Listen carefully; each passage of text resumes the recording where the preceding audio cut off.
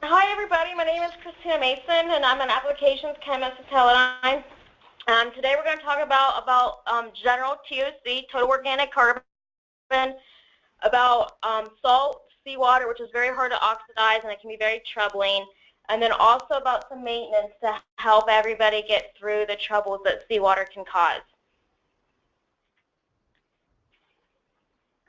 First of all, total organic carbon, most of us call it TOC. It's a direct measurement for the pollution in your water. So we analyze TOC to make sure that we're not polluting our environment. There's different ways that we can analyze for TOC. The primary reason that we do this is to achieve the required detection limits, accuracy, reproducibility, and ease of use and reliability. So if we want to get these low-level TOC results, we need to have a low background, so a low blank, and low baseline. There's two different techniques. The first one, which is we're going to talk about today, is combustion oxidation. So a sample is injected into a furnace. Normally that's between 680. If it's very difficult to oxidize, we'll bump it up to almost 1,000. And this is used with the platinum catalyst. The other way of oxidizing samples is with UV persulfate. And a sample is placed in a UV chamber, and then you add sodium persulfate, and that's what oxidizes it.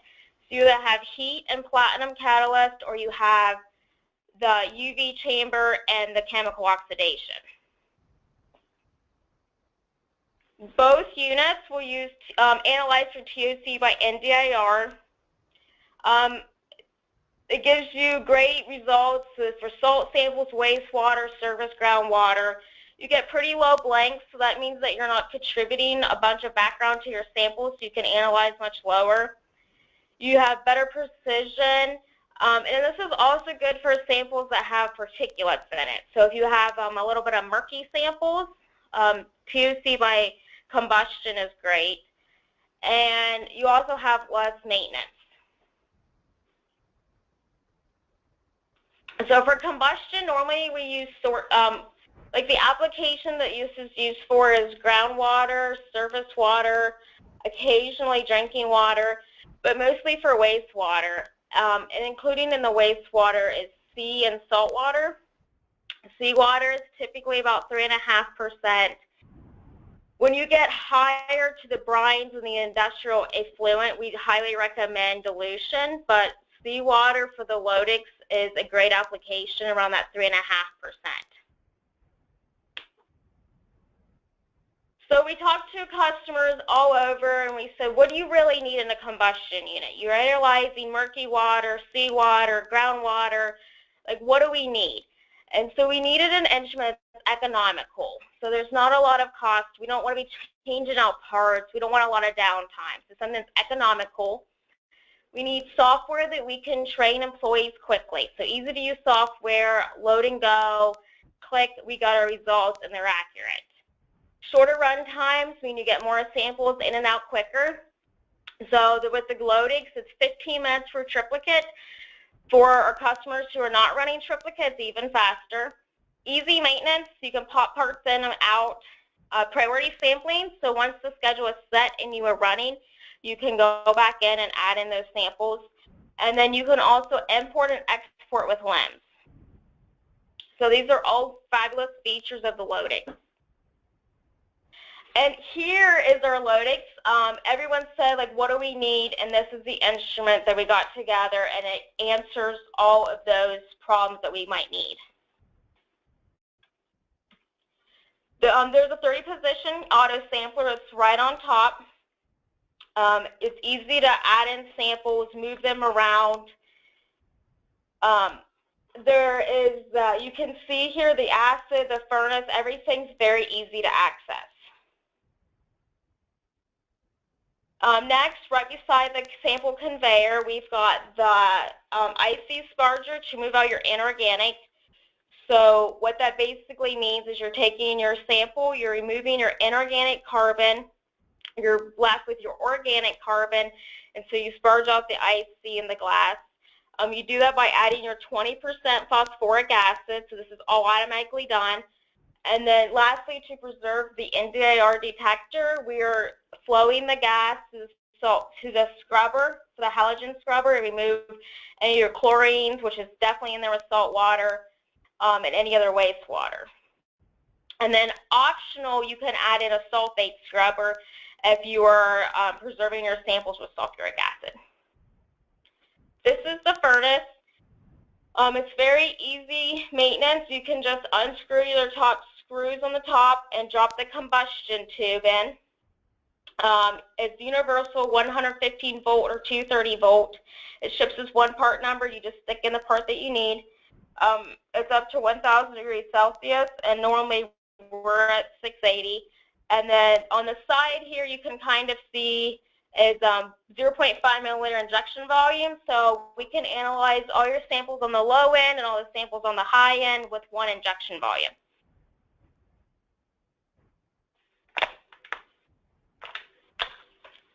And so all of us are analyzing very difficult matrices. And so what is one of the most difficult? And that is salt. So the seawater samples that are, like I said, about 3.5% salt, they can make difficult problems for any combustion unit or any instrument in general. So we're going to talk a little bit about different techniques that we've done, different tests, and different maintenance.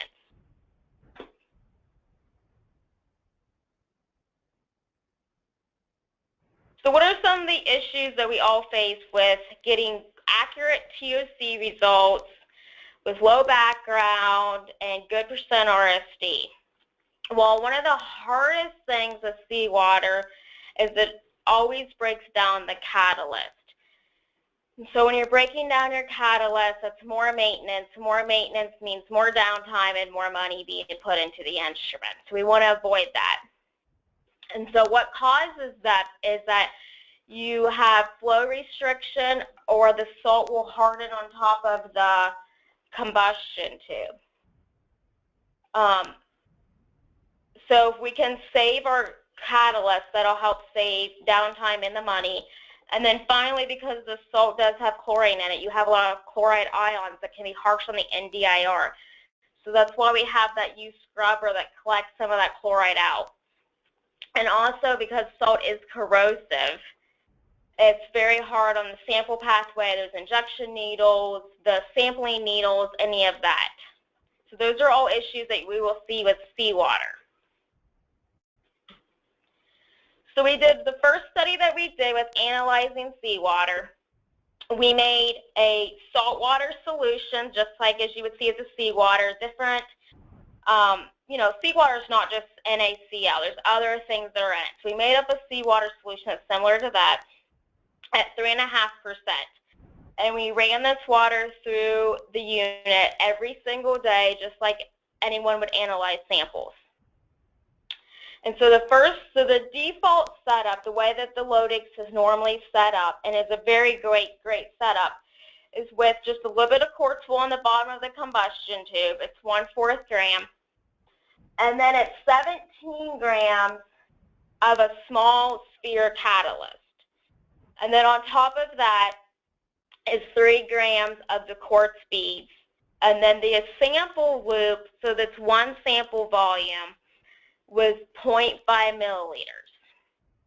And so, and that 0.5 milliliters is great because, like I mentioned before, you can analyze on your low end and on your high end.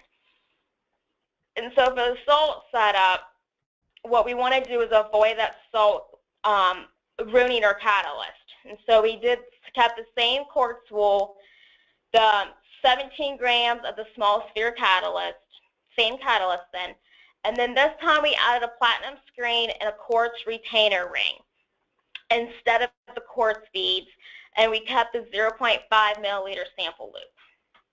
So here you guys can see visually that on the left we have the default. So this is normally what ships with the Lodix.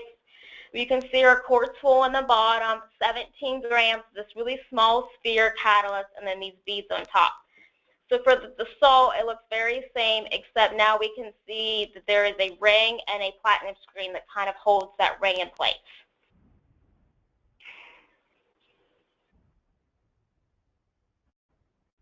So for the method parameters, the normal default that we typically analyze, your groundwater, your source water, is the furnace is at 680 degrees.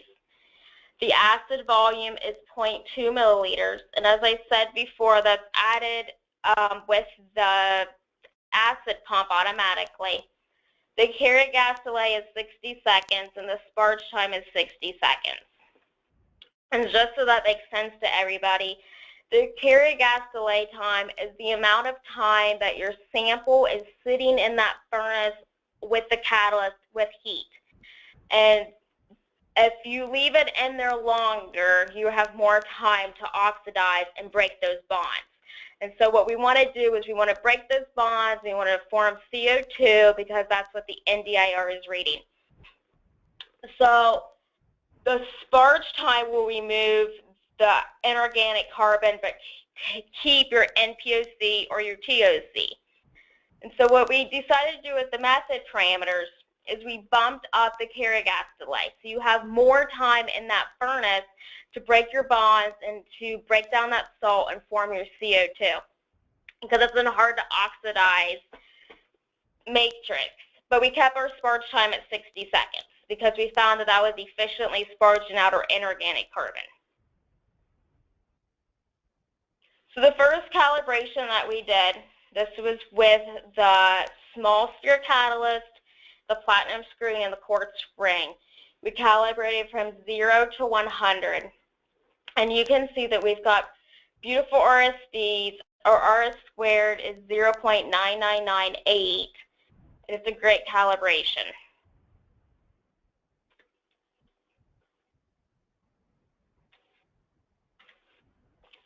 So day one, we would run a DI water, make sure the unit is clean, and then we would run our 25 ppm check standard, and then 10 salt water samples, a check standard, a DI water, a check standard, 10 more salt samples, and then a check standard. And so to clarify how we did our study, and this is the same throughout the webinar, we would take our 25 ppm, which is made from a stock 1,000 kHP, and then we would make our salt, and so we would make our sea salt water, and then we would spike it with 25 ppm. And as you can see, the salt water already has a little bit of organic carbon in it, but we spiked it with more just so it's the same as with our check standard. And then we'd run our check standard and then more 10 samples of salt water. And as you can see over on our right-hand side that we've got our percent RSD, and the salt water, everything looks beautiful with our RSDs. And our check standards look great. So that's day 20, and then towards the end of the study, this is day 160, you can see our RSDs are getting a little bit higher, but all in all, they still look really great. And then this is the end of our salt study. And as you can see, our check standards are failing, our percent RSDs are really jumping. The data just doesn't look great. So we knew that this was the end. So we pull up the combustion tube, and you can see that the catalyst on the bottom still looks beautiful. It hasn't even really been utilized. And then on the top of it, we've got a giant clump of the salt that's adhered to the combustion tube. So that is what the combustion tube looks like after you're completely done with it. And at this point in time, you can try to get the salt out, but safety first. We don't want to, get cut on the glass, so sometimes it's best to just let those combustion tubes go. So how can we improve? We got 180 samples, and that's in triplicate. Out of that combustion tube, so 180 salt plus the check standards. So the only other thing that we can think of is you can always dilute your samples. Dilution's always sometimes a really necessary thing, but that creates more work on us, and then sometimes it's harder to get down on your lower levels. And so we said, what if we decrease our sample volume? So as I mentioned before, all of the Glotic ships with a 0.5 milliliter sample volume. And so but what if we make the sample loop just slightly smaller? And so with salt study 2, that's what we did. So with the last study that we did, we had the 17 grams of small sphere catalyst, and then we had the quartz ring and the platinum screen. Well, this time we're going to do the same quartz wool, 17 grams of the small sphere catalyst, the platinum screen, the quartz ring. The only thing we're going to change is our injection volume. So the injection volume is all automatic. And to explain to people who have had our older units, it was with a syringe and a valve, but now we've kind of streamlined it. And so we just have a sample loop. It pulls in, pressure pulls in, sample comes out. We go through the sample loop, and that's what goes into the catalyst. And so with this, it's a 0.3 milliliter sample loop. This is our second study. And so we can see a picture, which it looks very similar, obviously, to our last, to study number 1. We have our default on the left, and then on our right is the salt kit, or I'm sorry, the salt study for this one, and has the platinum screen and the quartz retain ring. And so our method is the same. We oxidize at 680, 0.2 milliliters of acid, and the carry gas delay is still 120 seconds. So we make sure that we're oxidizing completely. And the sparge time is 60 seconds. And this is the calibration. So this is 0 to 100, exactly the same as the last calibration, only this time we're using a 300 microliter loop, or 0.3 milliliters. And as you can see, the R squared value is still beautiful, 0.999. Our percent RSD still looks great. Our absorbance on the high end is still pretty high. We're starting to lose it a little bit on the low end.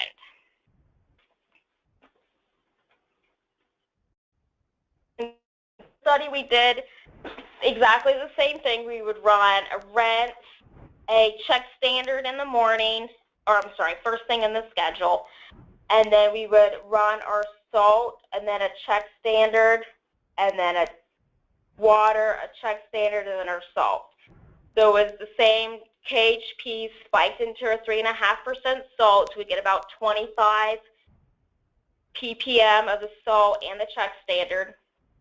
And you can see in this report that at the end of it, our percent RSD started to go really high. You know, 39%, 32%, as opposed to 2% or 3%.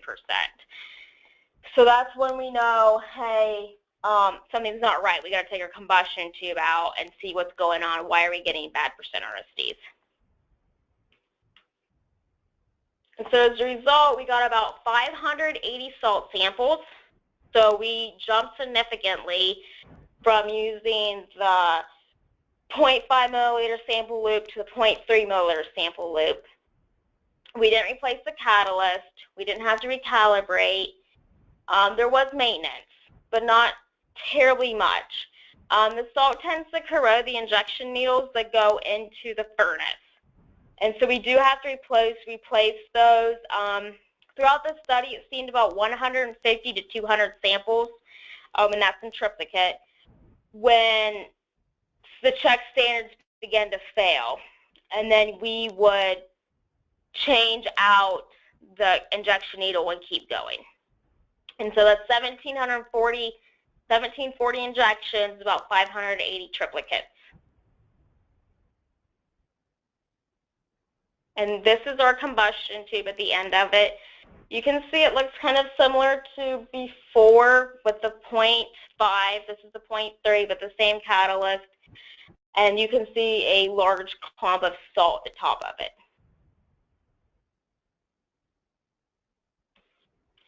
So this is salt study 3. And so to remind everybody, our default is a 1/4 gallon of quartz wool, 17 grams of catalyst, 3 grams of the quartz beads, and 0.5 milliliter sample loop. So with salt study number 3, we changed it up. We still have a 1/4 gram of the quartz wool on the bottom, and then this time we added 10 grams of a large sphere catalyst. So before there were tiny beads, and now that they're decently sized, a sphere catalyst. And we're still using the 0.3 milliliter sample loop. And so you can see in this picture, the one on the right is the large sphere catalyst, and we only use 10 grams of it because you oxidize the most efficiently in the correct heat zone. So 17 grams would just be overkill, and there's no need for that. And then on the left-hand side, we have the small sphere catalyst and the platinum screen and the quartz retain ring. So with salt study 3, with the default, it's 680.2 mils of acid volume, 60 seconds Curie gas delay, and then a 60-second sparge time.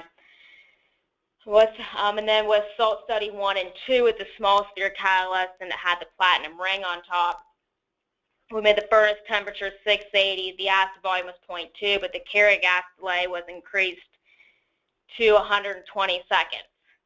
Well, with this large sphere catalyst, it's very efficient at oxidizing, and so our Curie gas delay is at 90 seconds, saves you 30 seconds on the long run for each replicate of the sample. So it's about 1.5 minutes per replicate. And our acid volume is 0.2, and our first temperature is 680. As you can see with this study, our sparge time is about 120 seconds. We just felt that it helped push all that extra IC out. In your own laboratory, you guys can see if that's efficient. Sometimes you can do some tests with your samples and see if you really need to sparge that long. Or if in doubt, you've got nothing to lose, go ahead and use your 120-second sparge time. So with the salt study 3, the calibration was exactly the same. It was from 0 to 100. We used that 0.3 milliliter sample loop. Again, our R-squared value is 0.999. We've got great RSDs. We have the concentration, ABS, in the low end and the high end both look great. So we know that this is a great catalyst, and the sample loop is really working for us.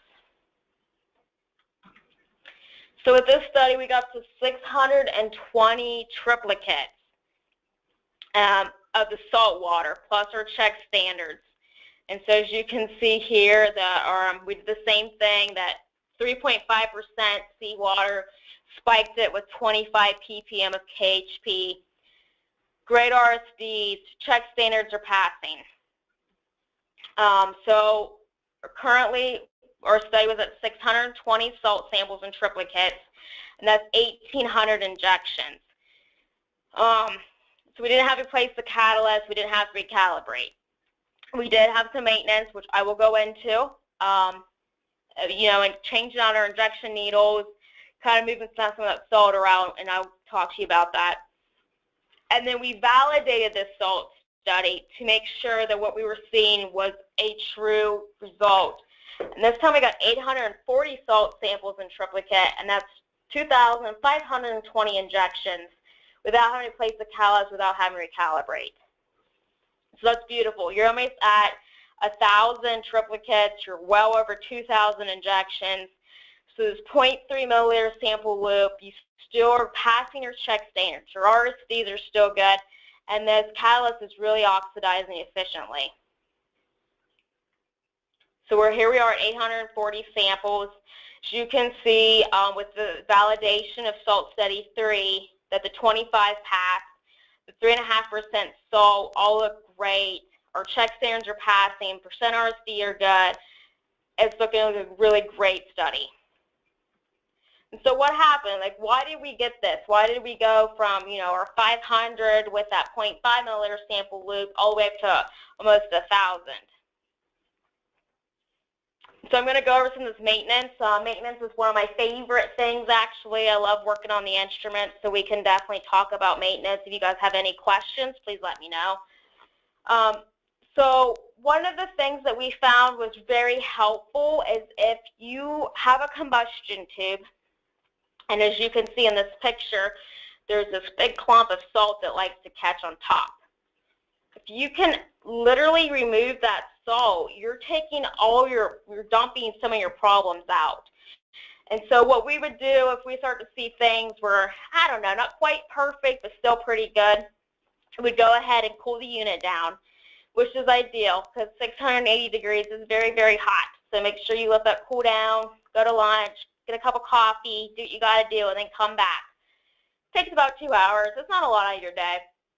And then you just pull that combustion tube up. So all you have to do is, there's 2 screws that hold that peak block on. You just pull that out, take your combustion tube, and softly dump that salt out. And it would literally look like this picture on the left. You would just have clumps of salts and minerals. And it doesn't need to be in there. You don't want it on there, just dump it out. So that was one of the things that we found were very helpful with getting more results, in addition to the smaller sample loop.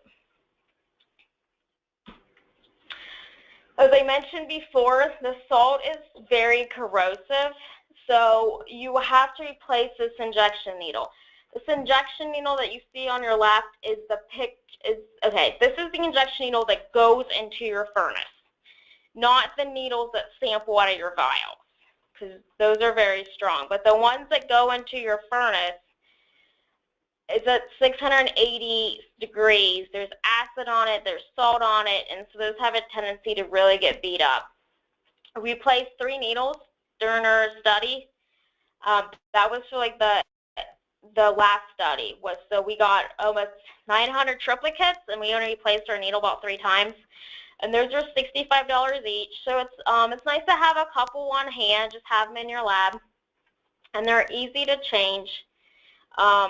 As you can see in this picture, that's the injection needle. So there's a screw on the top of it. You just unscrew that, pop it out when it's cool. You don't want to make your hole larger. So when the needle is cool, you can pull that out, pop the new one in, and screw it into place. So it's quite easy to do. In addition to that, you want to make sure that you kind of wash the salt off on the peak block. You know, help yourself out. Try to get some of that salt out of there if it's possible.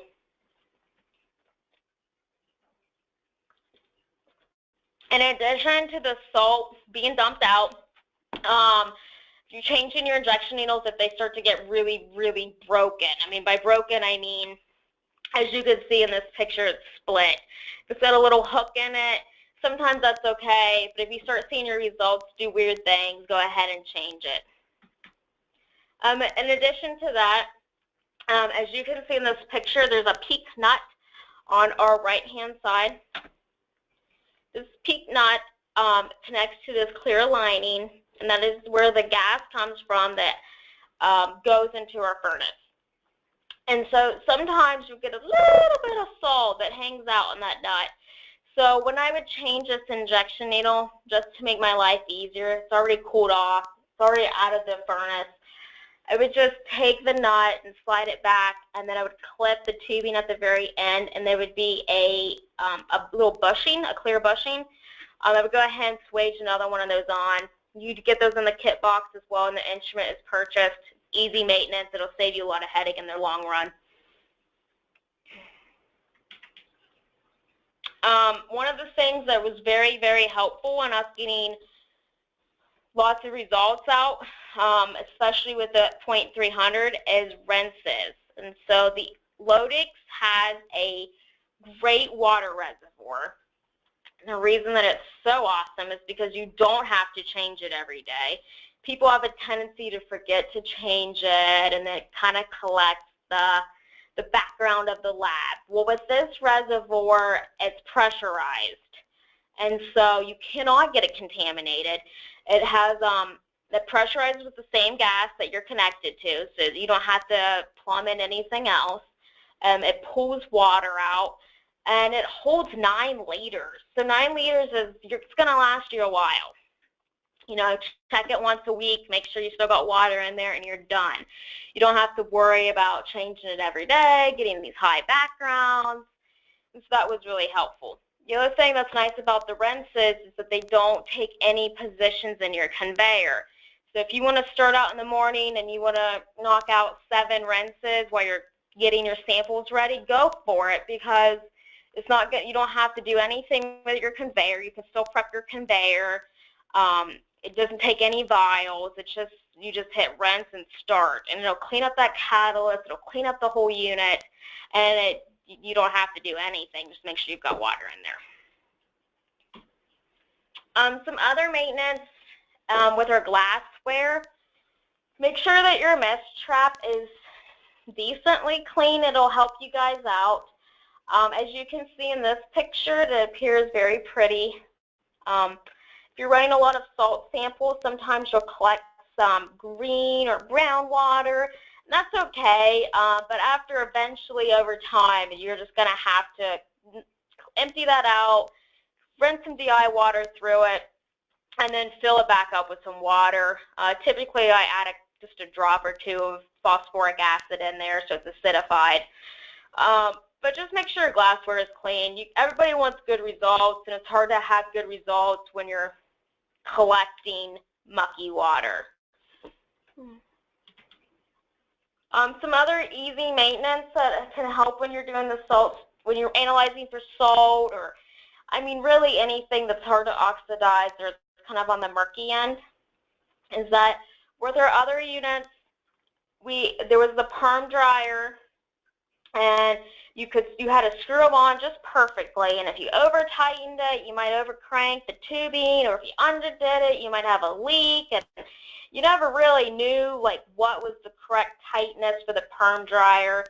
And so come along, we've got this great Perm Dryer with quick connects. There's no more really guessing game. You just pop it in, and the quick connect holds the tubing in just perfectly. And then when you need to pull it out, you just pull back the quick connect and pull out your tubing. So you're not really fighting with plastic nuts and expansion or anything crazy like that. They're super easy to replace. At the end of our salt study, especially the one that we were close to 900 samples, we did replace our Perm Dryer.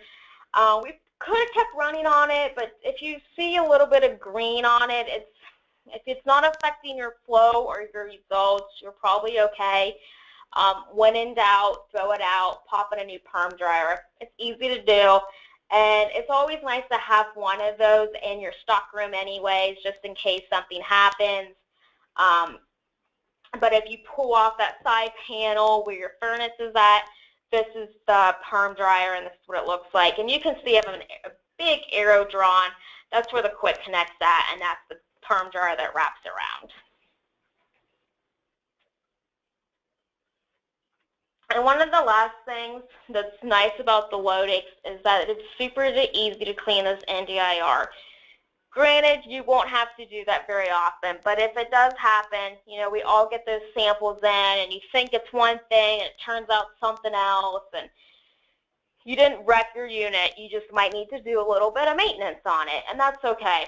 So this is our the NDIR for the Lodix.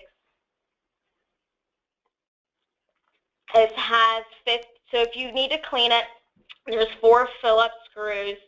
Take that out, and if you contact technical support or myself, we can give you directions to help you along with that. But basically, you're just mixing up DI water and ethanol. I mean, everything that every lab has anyways. And we're going to clean the opticals in there so you don't have any residue sticking on your lights, and making sure that it's reading correctly. But as I said, it's pretty easy maintenance, and it's not something that we ever really do often. So, you know, we went through this maintenance, and we talked about the different sample loop sizes. We have the 0.5, the 0.3, the different catalysts, and we all want good results. And so this is just a little bit of comparison. We have the 0.5 milliliter sample loop on the left, the 0.3 milliliter sample loop on the right. and the one on the left is everything default. Like that, this is how you would purchase the unit. It's got the small sphere catalyst, 0.5 milliliter sample loop, quartz beads on top, and then the one on the right is the large sphere catalyst and the 0.3 milliliter sample loop. And you can see you're really not, on your high end, they're pretty close. You're 100 and you're 50. Obviously the 0.5 is higher. And then on your lower end, you start to lose a little bit of it. It still looks pretty good, but you're past your 5 and your 1. It's not quite as accurate as the 0.5 is. And so here we wanted to know how low can we go with this 0.3 milliliter sample loop. And the 10 passed beautifully with 10 within 10%. The 5 passed beautifully within 10%. And then finally that 1 ppm passed within 15%, but it didn't pass within 10%. And normally those samples that have salt and high wastewater in them, we're normally on the higher end, but we can go on the lower end if need be. So this was just a little study we did to verify that our new sample loops were working out well.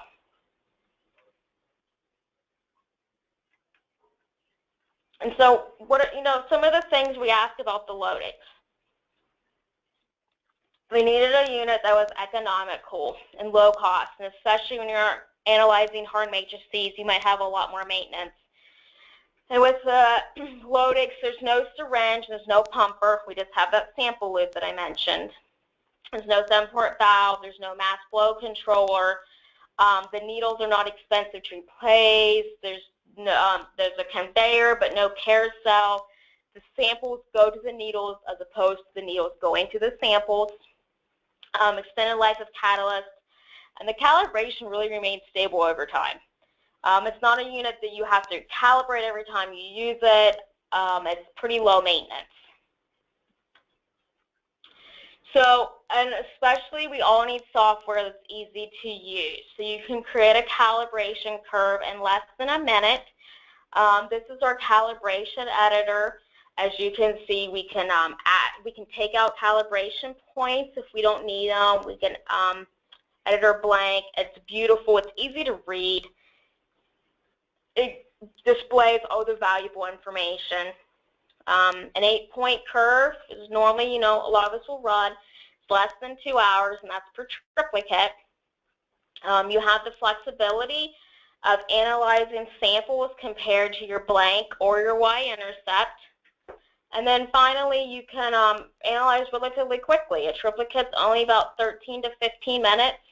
Obviously, that depends on your concentration, but you get a lot more samples done quicker. You get more turnaround.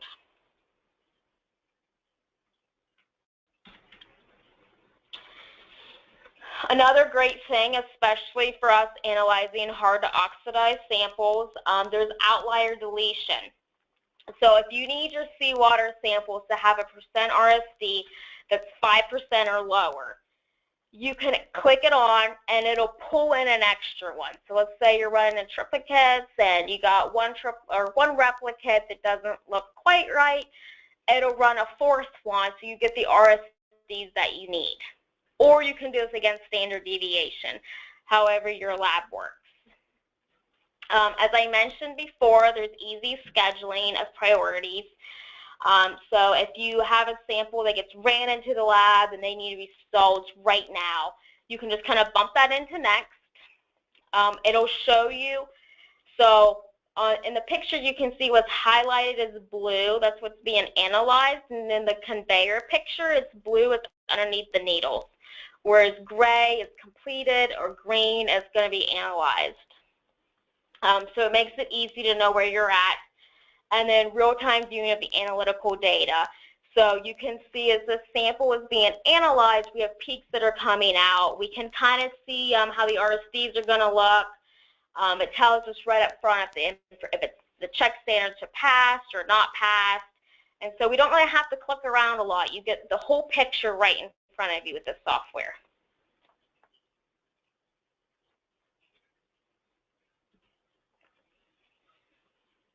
And as I mentioned before, very easy maintenance.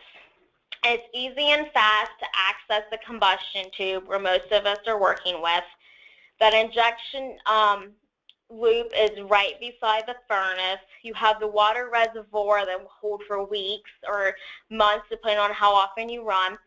The catalyst lasts longer. It's not a pressurized unit. And then you have that flow-through NDIR. And the NDIR has a very large volume that you can look at. You don't have to have different calibrations. You can look at different, your lows and your highs. It's not a lot of maintenance, and it's cheap maintenance.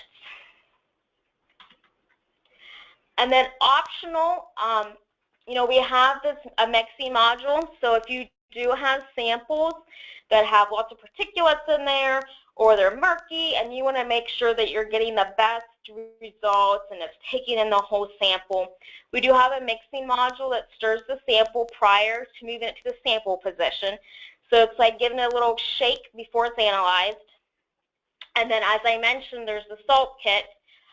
There's the different tube assembly. So it's got the large sphere catalyst, replacement injection lines. So those injection lines that go into the furnace when you do need to change them. And then the 0.3 milliliter sample loop. And so we're putting less salt into the combustion tube. That obviously means for less maintenance. So in conclusion, the Lodix is the ultimate solution for your wastewater, your surface water, your groundwater, your seawater, and other hard oxidized matrices with an economical price to fit any budget and easily surpasses method requirements.